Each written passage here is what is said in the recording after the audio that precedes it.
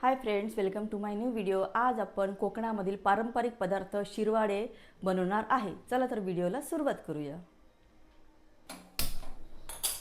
आता आपण इथे पाणी गरम करायला ठेवणार आहोत। सर्वप्रथम आपण हे जे एक वाटी आहे, एक वाटी आपण हे पीठ घेतलेलं आहे। आपण यामध्ये थोडं मीठ टाकणार आहोत।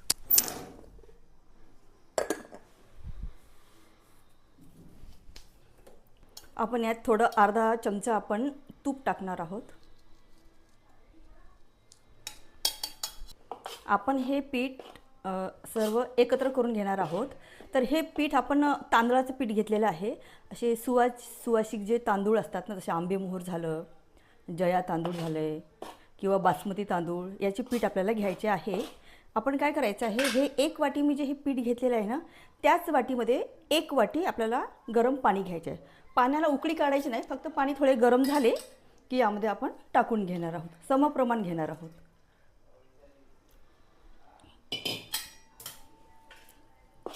चमच्याच्या सहाय्याने पहिले मिक्स करून घ्यायचे आपल्याला।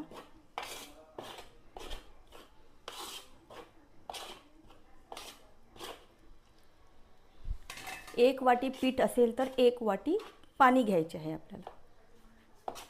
आपल्याला ही पीठ आता छान मऊसूत करून घ्यायचे। हे जे बारीक जे गुठळ्या असतात ना, ह्या गुठळ्या पूर्ण फोडून काढायचे आपल्याला। आणि शेवटी शेवटी काय करायचं, आपल्याला गार पाण्याचा हात लावून हे चांगलं मळून घ्यायचं आहे। तर शिरवाळे हा प्रकार असा आहे, कोकणामधील पारंपरिक पदार्थ आहे। होळीच्या दिवशी हा घरोघरी हा पदार्थ केला जातो। तर अशा प्रकारे आपले हे मऊसूत पीठ मळून झालेलं आहे। मी इथे ना आंबेमोहोर तांदूळ घेतलेला आहे।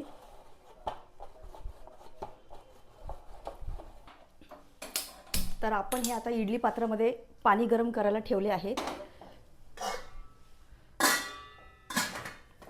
पाणी गरम होईपर्यंत आपण या साच्याला तेल किंवा तूप लावून घेणार आहोत। तर शिरवाळे बनायचा असा हेतू आहे माझा, कारण रोज रोज कसं तो गोड गोड पदार्थ खाऊन कंटाळतात। आणि विशेष म्हणजे काय की माझ्या मुलीचं VGTI कॉलेजमधून नुकतंच प्लेसमेंट झालेलं आहे। तर म्हटलं काहीतरी आनंद साजरा करावा, म्हणून काहीतरी गोडधोड करावं। तर म्हटलं बरेच दिवस झाले शिरवाळे केलेले नाही आहे, तर आपण शिरवाळेच करूया। आपण हा पितळी साचा घेतलेला आहे, तर याला आपण तेल किंवा तूप चांगलं लावून घ्यायचं आहे। पीठ चिकटायला नको याला आपण लावून घेऊया। आणि ही बारीक जाळी घेतलेली आहे। त्यामध्ये ही जी जाळी असते ना, या जाळीला आपण तूप लावून घेणार आहे थोडं। आणि हे जे केळीचं पान आणलेलं आहे मी, हे केळीचं पान ठेवणार आहे। तुमच्याकडे जर केळीचं पान नसेल तर तुम्ही इडली पात्राचं जे इडली करायचा साचा असतो ना, त्यामध्ये केलं तरी चालेल। आता ह्या साच्याला आपण हे जाळी बसून घेणार आहोत। तर आपण अशा प्रकारे हा पिठाचा गोळा घेतलेला आहे आणि आपण हा साच्यामध्ये पूर्णपणे दाबून दाबून भरणार आहोत।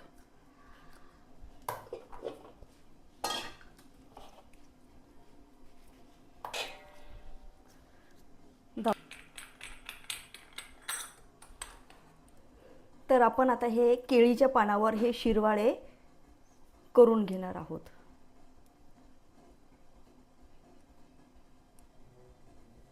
गार पाण्याचा हात लावून हे तोडायचं आहे।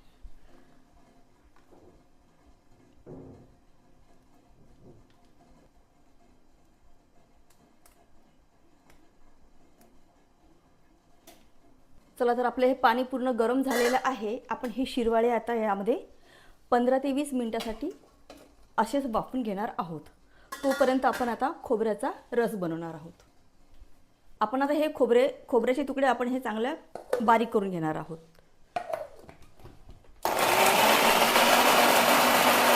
पाणी टाकून बारीक करून घेणार आहोत। आपण हे जे खोबऱ्याचं मिश्रण बारीक केलेलं आहे, आपण हे पूर्णपणे गाळून घेणार आहे। स्वच्छ कपडा घ्यायचा आहे आणि त्यामध्ये असा पिळून घेणार आहोत।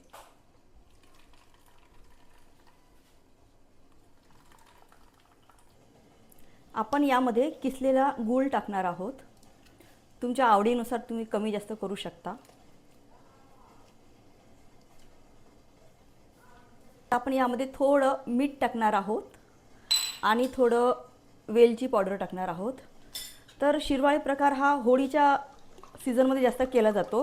आम्ही एकदा 7-8 वर्षापूर्वी एका खेडेगावामध्ये गेलो होतो, तरी की मालूक माहीत नाही, पण तिथे ना घरोघरी हा शिरवाळे प्रकार केला जातो.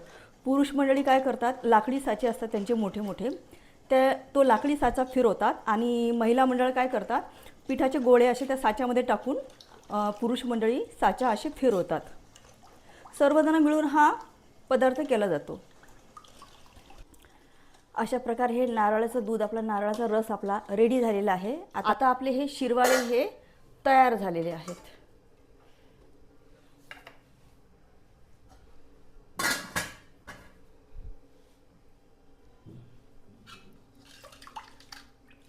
अशा प्रकारे आपले हे शिरवाळे तयार झाले आहेत.